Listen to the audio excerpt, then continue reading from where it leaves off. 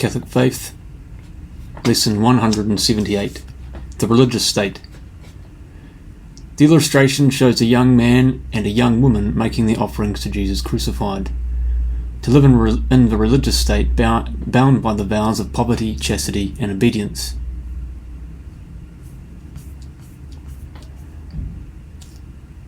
What is the religious state? The religious state is a permanent way of community life, by which the faithful bind themselves to observe the evangelical counsels by vows of poverty, chastity, and obedience. The first religious order developed under Saint Anthony the Great, who assembled around him in the desert a number of disciples living in separate cells. In the year 348 AD, Saint Pachomius gathered the anchorites under a common roof and gave them a fixed rule. This was done on an island near the mouth of the Nile River in Egypt. From there the monastic life spread to Palestine and Syria, and thence to Asia Minor. In the 5th and 6th centuries, the monastic life was propagated in the West by Saint Martin of Tours and Saint Benedict. The religious state is called the state of perfection, because those who embrace it have the obligation, through faithfulness to their vows, of aiming at evangelical perfection. Those who are in the state of perfection are not necessarily all perfect, but they are expected to aim at perfection. Many people in the world are actually more holy than some in the religious state. It is, however, easier to strive after perfection in the religious state, where there are more aids and means than in the world with its distractions. The call to the religious state is an invitation. Not all can accept this teaching, but those to whom it has been given. Members of religious orders or congregations are bound by the vows of poverty, chastity, and obedience. They are devoted to the exclusive service of God without distractions. Who may be admitted into the religious state?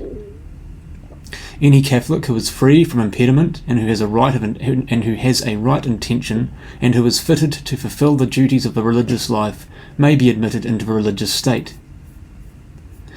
The principal impediments to admission to the religious state are an existing marriage, lack of age, being less than 15 years of age, debts that must be paid, parents who need one's support.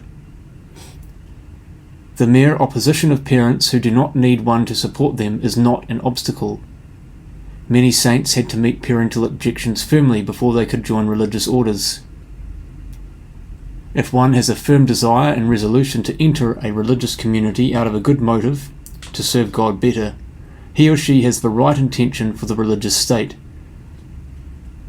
One who may intend to join a religious congregation in the hope of obtaining honours or of having an easy life has not the right intention. Among the things needed to fulfill the duties of a religious life are virtue, sufficient health, and adequate education for the work of the particular congregation to be joined. In general, the qualifications for a vocation are good will, good health, and good sense.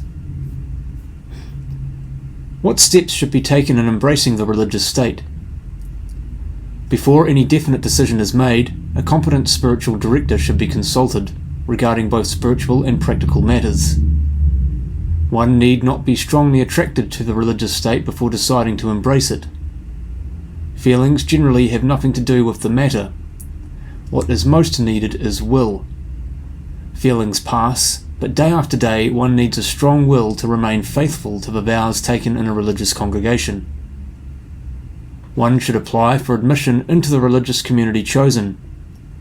If one is refused and has to return home, he or she should not feel disgraced. The novitiate is precisely a trial to find out one's qualifications. Those who are sent out should recognize the trial as permitted by God and offer it up to Him. It is the practice of many religious congregations to refuse candidates who have been novices or even postulants in other congregations. Once accepted and permitted to take the vows, all one has to do is to persevere, to live according to the vows, and try day to day to attain to the highest perfection.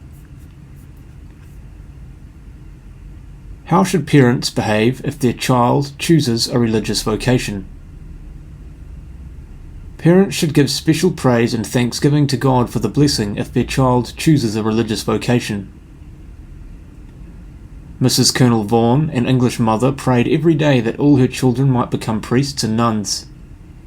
In time, of her 8 sons, 1 became a cardinal, a second an archbishop, another a bishop, and 3 priests. All of her 5 daughters became sisters. As no one should be forced, so no one should be prevented from becoming either a priest, brother, or a sister. It is a sin for parents to oppose or prevent their child's religious vocation.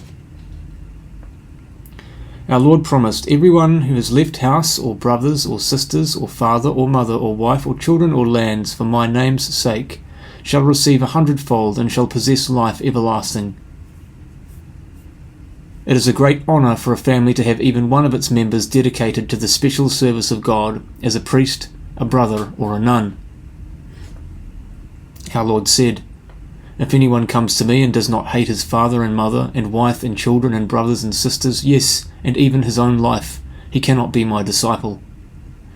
By this, hate does not mean to break God's commandment of love. It means only to give up for God's sake, to detach oneself from what is good, in order to be fully attached to the one infinitely perfect good, God. Every one of you who does not renounce all that he possesses cannot be my disciple. What is the dowry? The dowry is a sum of money required by congregations of women, payable upon the profession of a novice as a member of the community. The purpose of the dowry is to provide the person with some support should she leave the community at the end of her temporary vows, or after a dispensation, or upon dismissal. In case one leaves the community, the dowry is returned to her intact. Meanwhile, during her stay in the community, the interest on the dowry is used for her maintenance. Those who cannot give a dowry may be dispensed with the consent of the Holy See. Applicants who have completed their education are more easily dispensed.